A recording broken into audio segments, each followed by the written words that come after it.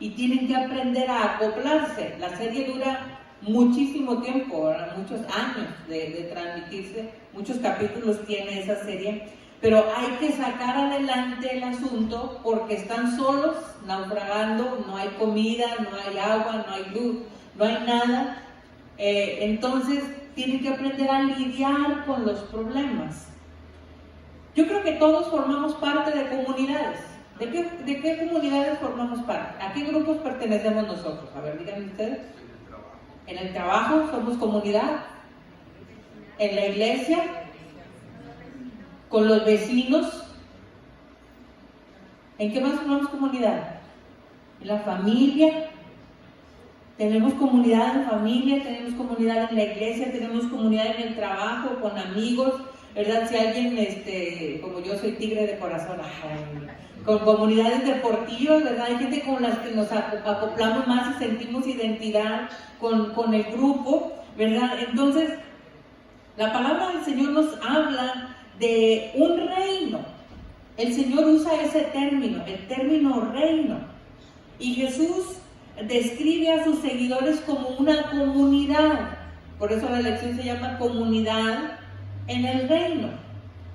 Hay que hacer comunidad en el reino de Dios. Amén. Un reino se compone por diversos tipos de personas, ¿verdad? Aquí a la iglesia venimos y es esta comunidad, diferentes tipos de personas con diferente educación, con diferente estrato social, con heridas. Cuando llegamos a la casa del Señor todos venimos diferentes, ¿verdad? Pero tenemos que aprender a sobrellevarnos entre nosotros y a hacer comunidad. De eso se trata la lección en esta mañana, comunidad en el reino. Por eso ponía el ejemplo de la isla de Gilgal, que a pesar de que eran de estratos sociales diferentes, en un naufragio tienes que aprender a venirte y a sacar adelante todo, cualquier circunstancia que venga. Entonces, así es lo mismo pasa con la familia, pasa en el lugar de trabajo. Hay que aprender a acoplarnos y a entendernos ¿verdad? Y adaptarnos con las personas que están allí, porque somos diferentes cada uno, ¿verdad? Entonces, el reino de Dios, la iglesia de Jesucristo, se compone de diversos tipos de personas que trabajamos unidos para servir a Dios. Estamos trabajando unidos para servir a Dios. Asimismo, la actividad cristiana no es algo individual, no es algo que yo puedo hacer sola. Tenemos que hacer en comunidad, aprender a entender que somos un cuerpo, dice la palabra. Un cuerpo en Cristo, y cuando uno se duele, pues nos dolemos todos, y cuando uno se alegra, nos alegramos todos, ¿verdad? Como usted, aunque sea bien macho, hermano, si se machuca un dedo, echa el grito, ¿verdad? ¿Por qué? Porque duele. Es lo mismo, tenemos que entender que somos un cuerpo en Cristo, y nos dolemos, ¿verdad? Y mientras servimos a Dios en unidad, disfrutamos de los beneficios y también enfrentamos los desafíos que nos da el vivir en comunidad, porque hay desafíos, somos diferentes, pensamos diferente y puede haber alguna situación, ¿verdad?, que haga un problema. En la lección de hoy vamos a considerar esos aspectos de la comunidad.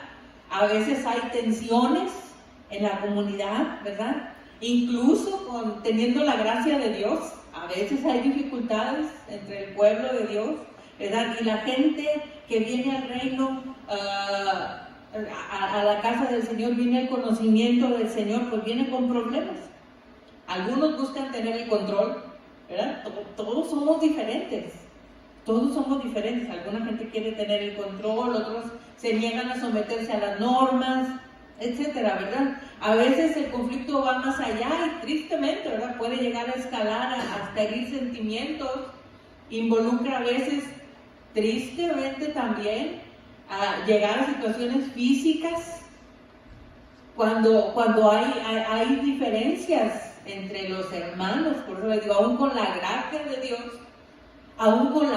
de Dios puede llegar a haber dificultades. Entonces, las comunidades locales como la iglesia debemos de aprender a usar cualquier situación que venga a nuestra vida con sabiduría para resolver los problemas. Tenemos que aprender a La palabra dice soportarnos unos a otros, pero no habla de soportarnos, sino de dar soporte, ¿verdad? De dar el apoyo a las personas y estar juntos en cualquier situación que venga.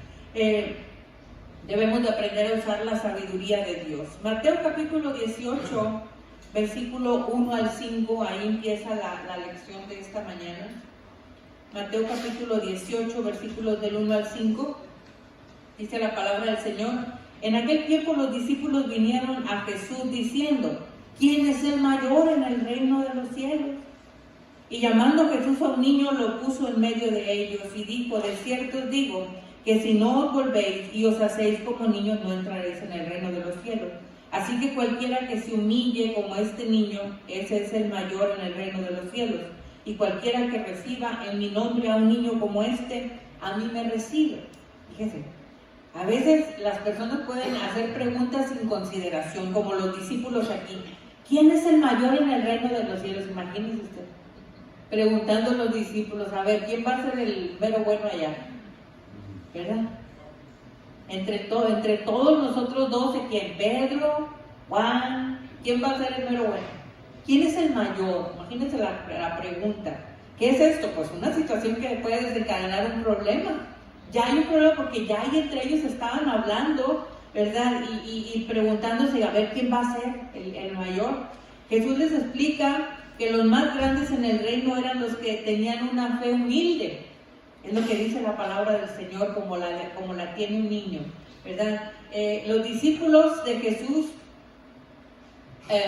muchas veces malinterpretaron los valores del reino, y el Señor se esforzaba pacientemente en corregirlos. No entendemos cuál fue la motivación de ellos al preguntar: ¿quién es el mayor, Señor? ¿Por qué preguntar eso? ¿Verdad? Esto indica, cuando hablaban de mayor, indica rango, poder. ¿Quién va a ser el que va a tener más poder? ¿Quién va a ser el que tiene más rango? ¿Quién va a ser el mayor, Señor? Empiezan a preguntarle al Señor, ¿verdad? Y a lo mejor yo creo que los discípulos, ya el Señor había hablado lo suficiente sobre esto de que las cosas de este mundo pues no tienen valor en las cosas de Dios, ¿verdad? Ellos ya lo habían oído, pero ahora seguían preguntando: ¿cuál es lo bueno? ¿Quién va a ser el bueno? ¿Quién va a ser el que va a tener la autoridad, verdad? Y Jesús se acerca intencionalmente, tremendamente a las personas que no eran considerados importantes conforme a las normas de la sociedad, ¿verdad? Y dice la palabra que toma de ejemplo lo que tiene ahí a la mano y trae a un niño. Dice la palabra, a un niño que se acerca y les dice, ¿verdad? Aquí lo acabamos de leer. Y llamando Jesús a un niño, esto en el versículo 2, lo puso en medio de ellos y le dijo: de cierto os digo, que si no os volvéis y os hacéis como niños, no entraréis en el reino de los cielos. El Señor ni toma la oportunidad de contestarle la pregunta de quién va a ser o por qué me preguntan esto, ¿a poco no han entendido todo lo que les he dicho? No. Si no son así, no tienen ni siquiera posibilidad de entrar. ¿Qué es esto? Humildad, hermanos. Lo que el Señor está pidiendo de nosotros es esto, dice aquí: porque cualquiera que se humille como este niño, ¿verdad? A menudo relacionamos a los niños como un ejemplo de fe, de sinceridad, de humildad. Así son los niños, ¿verdad? Son humildes, son sencillos, ellos juegan, se pelean y al ratito ya van jugando otra vez igual, ¿verdad? Sin problema, porque así son los niños. Dice el Señor: si no son así, no tienen posibilidad alguna de entrar al reino de los cielos. Así como un niño, sencillo, humilde, con fe, con sinceridad. Nosotros somos los que guardamos rencor, ¿verdad? Una vez que vamos creciendo, empezamos a guardar rencor. No, el niño se pelea y al ratito ya anda jugando con el mismo niño. Las mamás son las que nos quedamos ahí, ¿verdad? ¿Por qué le hizo eso a mi niño, verdad? Y nos enojamos nosotros, pero los niños no, ellos ya no. Dice el Señor: ¿quieren ver quién es el grande? Aquí está. Sean así. Aquí está un niño. Sean así como él, les dice el Señor. Cualquiera que se humille como este niño es el mayor en el reino de los cielos, y cualquiera que reciba en mi nombre a un niño como este, a mí me recibe. El Señor quiere que nos humillemos, ¿verdad? La humildad es el fundamento más importante que debemos de tener para el reino de los cielos, ¿verdad? de ahí se construyen todas las demás virtudes. Si no somos humildes, no hay perdón, no hay amor, no hay muchas cosas, ¿verdad? Todas las demás virtudes espirituales que reflejan el sentido de dependencia del Señor. Pero si yo no soy humilde, que es lo primero, yo no puedo avanzar. Tenemos que aprender a vivir con humildad. Avanza la palabra del Señor, dice del versículo 6 al 14, y cualquiera que haga tropezar a alguno de estos pequeños que creen en mí, mejor le fuera que se colgase al cuello una piedra de molino de asno y que se le hundiese en lo profundo del mar. Ay del mundo por los tropiezos, porque es necesario que vengan tropiezos, pero hay de aquel hombre por quien viene el tropiezo. Por tanto, si tu mano o tu pie te es ocasión de caer, córtalo y échalo de ti. Mejor te es entrar en la vida cojo o manco, que teniendo 2 manos o 2 pies, ser echados en el fuego eterno. Si tu ojo te es ocasión de caer, sácalo y échalo de ti. Mejor te es entrar con un solo ojo en la vida, que teniendo 2 ojos, ser echado en el infierno de fuego. Mirad que no menosprecéis a uno de estos pequeños, porque os digo que ángeles en los cielos ven siempre el rostro de mi Padre que está en los cielos. Porque el Hijo del Hombre ha venido para salvar lo que se había perdido. ¿Qué os parece si un hombre tiene 100 ovejas y se descarría una de ellas, no deja las 99 y va por los montes a buscar la que se había descarriado? Y si acontece que la encuentra, de cierto os digo que se regocija más por aquella que por las 99 que no se descarriaron. Así no es la voluntad de vuestro Padre que está en los cielos que se pierda uno de estos pequeños. Amén. El Señor busca a los perdidos. En este primer punto habla sobre la grandeza del reino. Dijimos el primer subinciso es ser humildes, ¿verdad? Lo que el Señor nos pide. Y en esto es buscar a los perdidos.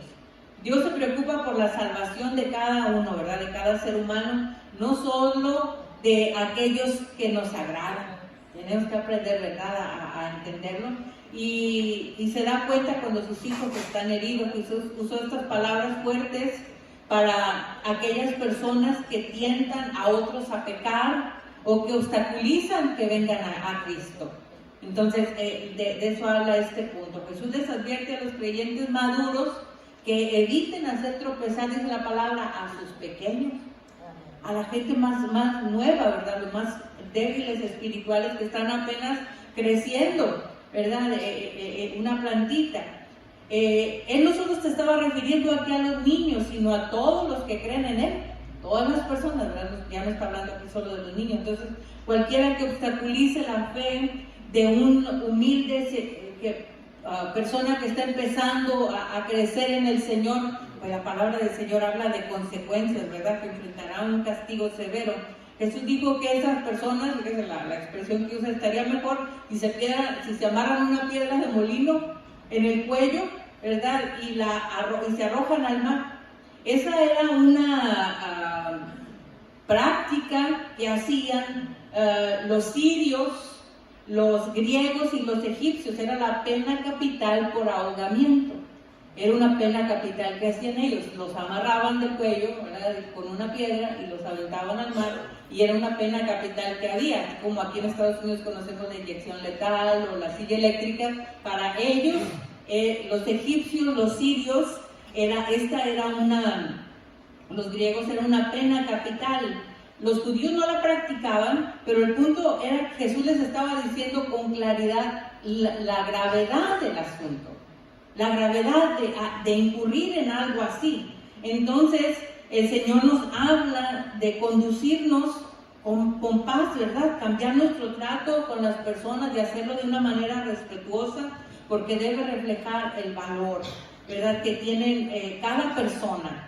Tenemos que aprender a valorarlo así, cuidar de las personas que están empezando a crecer, ¿verdad? Y Dios nos ayude a amarlos con el corazón. Aunque los creyentes debemos de tener cuidado de no tentar a otros, dice la palabra, ¿verdad? Lo que leíamos ahorita, que vamos a enfrentar tentaciones debido a lo vulnerable que somos nosotros, ¿verdad? Por eso dice en el versículo número 8, por tanto, Si tu mano o tu pie te es ocasión de caer, córtalo, ¿verdad? Conocemos el pasaje de la palabra y Jesús usa estas imágenes mentales, ¿verdad? Para decirles esas imágenes fuertes que Él le dice, mejor es, si vas a caer en tentación, córtate la mano, córtate el pie, ¿verdad? O sácate el ojo, ¿verdad? Si te es ocasión de pecar. Jesús no estaba defendiendo la autolesión, que la gente se lastime, ¿verdad? Sino estaba usando algo que en exégesis se llama hipérbole. En poder interpretar en la hermenéutica es una exageración, es una hipérbole, es algo exagerado que está diciendo ahí para enfatizar un punto, ¿verdad? Como en la Biblia hay muchos pasajes que hablan de esto, como esto, ¿verdad? Por ejemplo, en Mateo 7:35, ahí le dice, lo veíamos hace algunas semanas, que dice, no mira, estás viendo la paja de tu hermano y tú tienes una viga en el tuyo. ¿Qué es esto? Una exageración, es una hipérbole. Son cosas que hacen, ¿verdad? Yo solo escribí aquí, ya no lo entiendo. Mateo 18, 21 y 22, bueno, es lo que acabamos de leer ahorita, ¿verdad?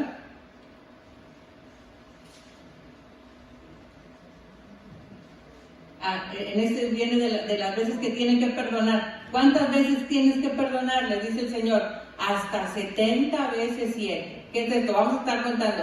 Ya te perdoné una, ya te perdoné dos, ya te voy a 55, ¿verdad? No, sino habla de la posibilidad abierta que hay de perdón, ¿verdad? Entonces estamos hablando de una hipérbole.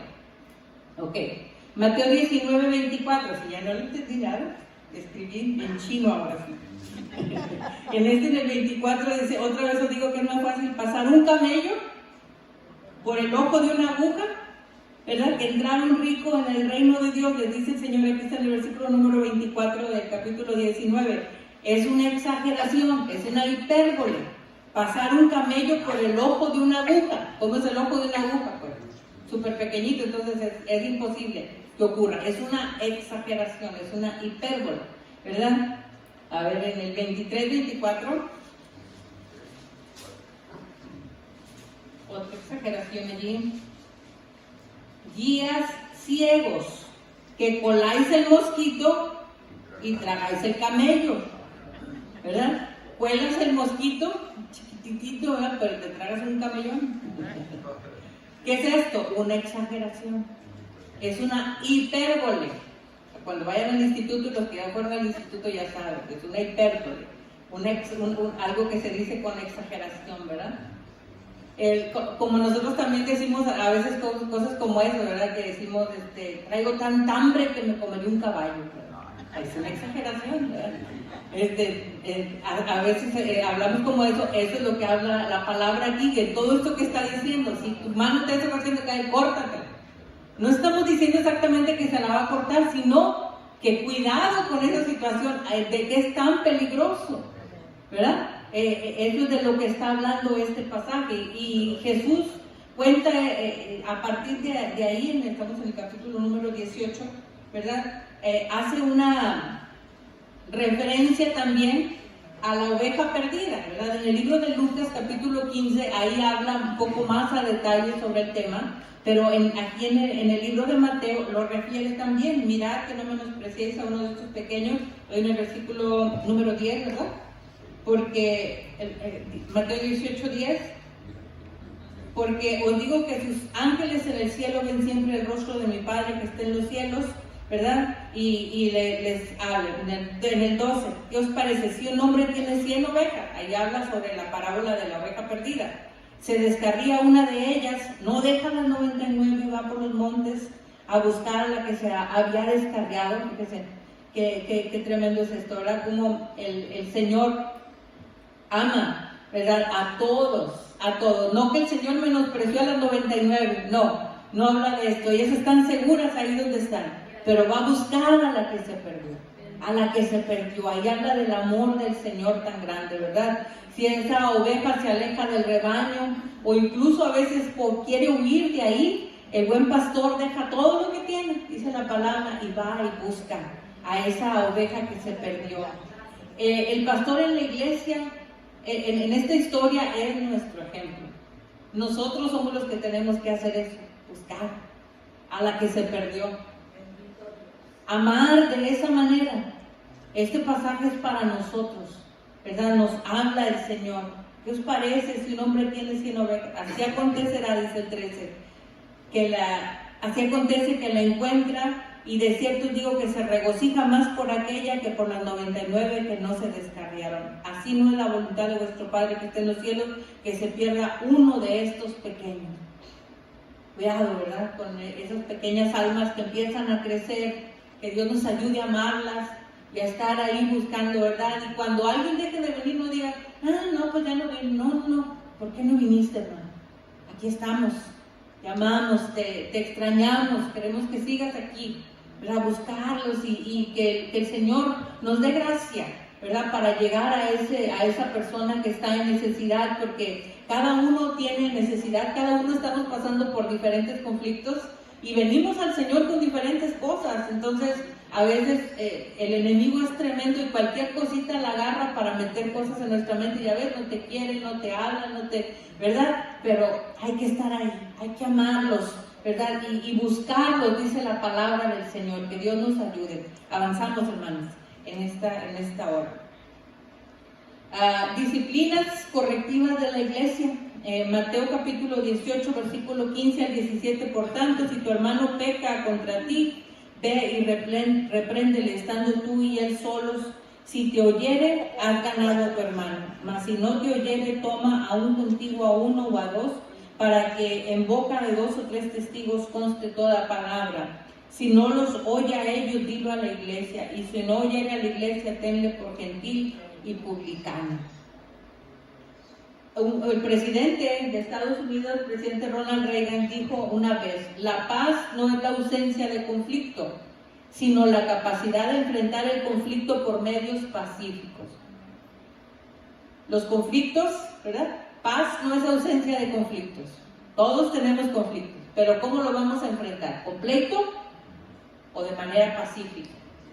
De manera pacífica, ¿verdad? Hay que enfrentar. Yo en la escuela bíblica me toca dar una clase que se llama manejo de conflictos. Y yo suelo empezar esa clase diciendo que donde hay dos o tres congregados en su nombre, como hay un pasaje aquí más adelantito, ¿verdad? Ahí habrá problemas. Donde hay 2 o 3 congregados en su nombre, cuidado, ¿verdad? Porque pensamos diferente. Y a veces hay situaciones que van a traer un conflicto. Entonces, ¿cómo es que los vamos a enfrentar? Con paciencia, ¿verdad? Con medios pacíficos, ¿verdad? Cada vez, como les decía, que las personas se reúnen en comunidad, el conflicto surge, ¿verdad? De manera inevitable.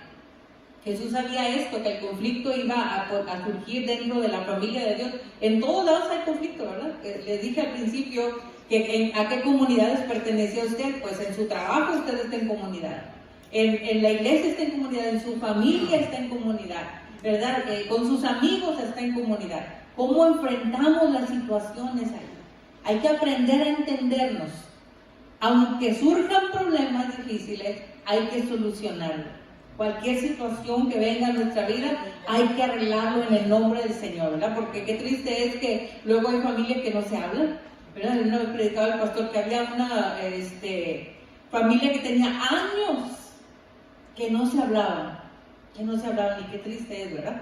Qué triste es que puedan llegar días festivos y tal, y no haya esa compañía. Si hay alguna situación así, vamos a arreglarla. Igual en la iglesia, ¿verdad? ¿Cómo podemos venir y levantar nuestras manos y adorar al Señor si hay alguna situación? Vamos a arreglar cualquier cosa de manera pacífica. La palabra del Señor nos describe aquí 4 pasos que tenemos que dar para resolver el conflicto. Si un creyente peca contra otro, la persona ofendida, dice la palabra, tiene que ir en privado con el ofensor y reprenderle, dice la palabra del Señor, ¿verdad? Leímos el 15, por tanto, si tu hermano peca contra ti, ve y repréndele estando tú y él solos primero. Arreglen la situación así, tú y él solos. Vamos a arreglar esta situación entre nosotros. Si te oye, ya se arregló el asunto. ya se arregló, ¿verdad? Has ganado un hermano. Pero si no te oye, dice la palabra, pasas al paso número 2. Si la parte ofensora se niega a escuchar y a buscar esa reconciliación, entonces la parte ofendida, dice la palabra, tiene que ir con un testigo, ¿verdad? Dice, para que contigo a 1 o a 2, para que en boca de 2 o 3 testigos conste esta palabra.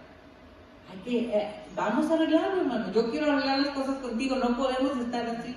Vamos a arreglar el asunto. Yo siempre les he dicho, ¿verdad?, que en el cielo no va a haber muchas colonias, ¿verdad? Es un solo pueblo y yo tengo planes de ir al cielo. Y si usted también, pues hay que arreglar el asunto. Hay que arreglar el asunto, no puedo decir, allá va a estar la colonia del Divino Rey, y acá los del Emanuel, No, vamos a estar todos juntos, hermanos. Todos juntos. Entonces hay que aprender a amarnos y a perdonarnos y a arreglar cualquier asunto, cualquier situación, hay que arreglarla, dice la palabra del Señor. Si la persona aún se niega a arrepentirse, ya lo intenté solo, ya lo intenté con 2 o 3 testigos, dice la palabra del Señor, entonces pasas a un tercer punto, ¿verdad? Dice que se lleve a la iglesia, dice aquí, ¿verdad? ¿Dónde voy? En el 17, si no los oyere a ellos, dilo a la iglesia. Hermanos, estamos pasando por esta situación. Qué triste va a llegar hasta ese punto. Vamos a arreglarlo, vamos a perdonarnos. En el nombre del Señor, ¿verdad? Que Dios nos ayude en todas las cosas, dice la persona. Y si la persona que ha pecado todavía se niega, ya después de ese punto, dice la palabra, y si no oyere a la iglesia, ya dice, tenle por gentil y publicano. Qué tremendo, ¿verdad? Cuando ya se niega a toda situación. ¿Para qué es esto? No por desecharlo, sino necesitas recapacitar en lo que estás haciendo. Necesitas recapacitar en esta situación, ¿verdad? Que Dios nos ayude a no llegar a este punto. El Señor pone todas las situaciones porque sabe que en la comunidad, en el reino de Dios, puede haber situaciones, como en cualquier comunidad, en su familia hay que arreglar las cosas. Hay que arreglar las cosas si hay algún problema en el trabajo, con sus amigos, hay que arreglarlo. Hay que arreglar las cosas, somos hijos de Dios y el Señor nos da 4 pasos así que tenemos que hacer. Primero habla en privado con Él. Si se niega, 2 testigos, 1 o 2 testigos, mira, solamente queremos decir que te amamos, ¿verdad? Arreglar el asunto, con el corazón allí, porque sabemos que el Señor lo ama. Hablábamos de la oveja que el Señor deja a todas las demás y se va en busca de esa. Vamos a amarnos de esa manera con todo el corazón, ¿verdad? Esa debe de ser una respuesta cristiana ante las malas acciones. Cuando hay dificultades, vamos a arreglarlo en el nombre del Señor. Avanza la palabra y dice en el versículo 18 al 20, de cierto os digo que todo lo que ates en la tierra será atado en el cielo, y todo lo que desates en la tierra será desatado en el cielo. Otra vez os digo que si 2 de vosotros se pusieren de acuerdo en la tierra acerca de cualquier cosa que pidieren, les será hecho por mi Padre que está en los cielos, porque donde están 2 o 3 congregados en mi nombre, ahí estoy yo en medio de ellos. Ahí estoy yo en medio de ellos. Él está en medio de cualquier situación que hay, ¿verdad? Fíjense que esta palabra, ahí en Mateo capítulo 16, versículo 19, mire, búsquelo. Esta frase la usan mucho la Iglesia Católica para hablar que Pedro es el que tiene el control de la Iglesia Católica, ¿verdad? Porque le dice el Señor, ahí está en letras rojas, el Señor le dice en el versículo 19, Mateo 16, 19, ¿lo tienen ahí? Le dice el Señor, y a ti te daré las llaves del reino. A veces en las imágenes, ¿verdad? En las estatuas que hay, ponen a Pedro con un montón de llaves, ¿verdad? Así como que es el que tiene las llaves de la iglesia. Y por este pasaje donde le dice, a ti te daré las llaves del reino, y todo lo que atares en la tierra será atado en los cielos, y todo lo que desatares en la tierra será desatado en los cielos. En el versículo que acabamos de leer, aquí en el versículo 18, en el 18 y 18, el Señor abre ya no solamente a Pedro, sino a toda la iglesia. ¿Qué les dice? De cierto digo que todo lo que atares en la tierra, lo mismo que acabamos de leer, será atado en el cielo, y lo que desates en la tierra será desatado en el cielo. Ya no es una palabra específicamente para Pedro, sino para cada uno de nosotros. El Señor nos manda a esto, ¿verdad? El poder de Pedro de atar y desatar, el Señor lo pasa a la iglesia en general, ¿verdad? Entonces el Señor quiere que nos amemos, pónganse de acuerdo, dice la palabra en el versículo 19. Si dos de ustedes se ponen de acuerdo en la tierra, cualquier cosa que pidan. Aleluya, vamos a ponernos de acuerdo. Señor, bendice la iglesia, Señor, ayuda, da sanidad, milagros, bendice, Señor, tu pueblo. Vamos a ponernos de acuerdo.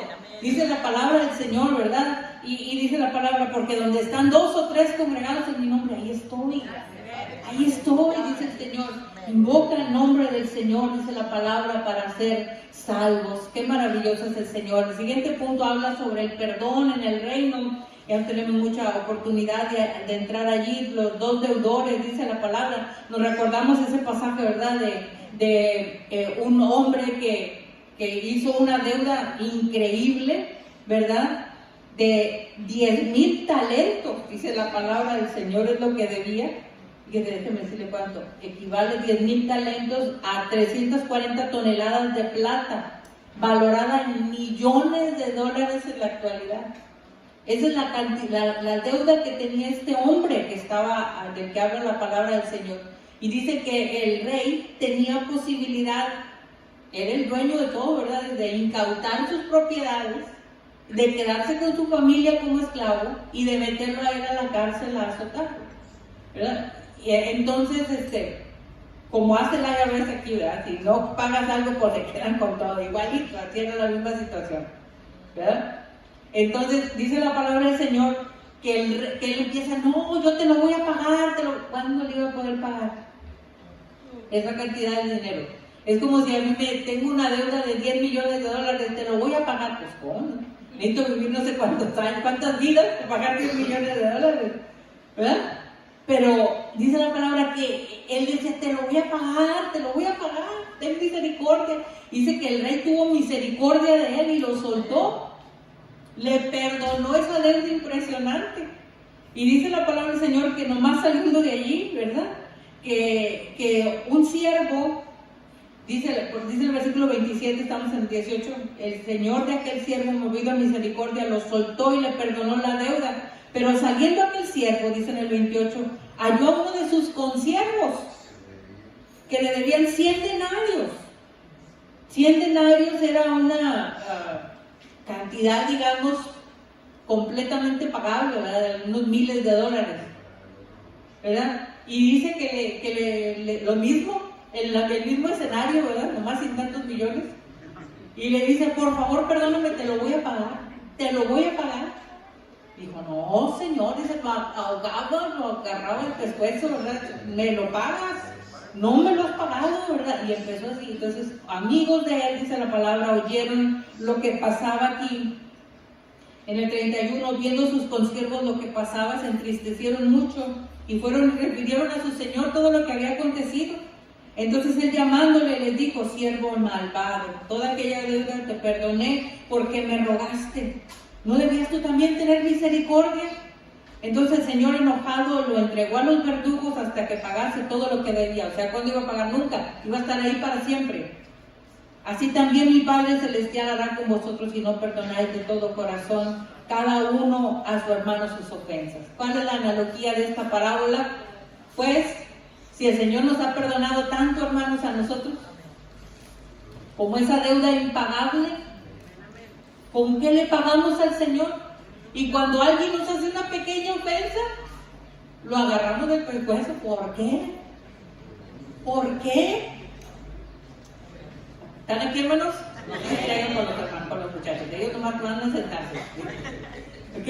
Estamos en el punto de aterrizando ya el avión, ¿verdad? Qué importante es esto.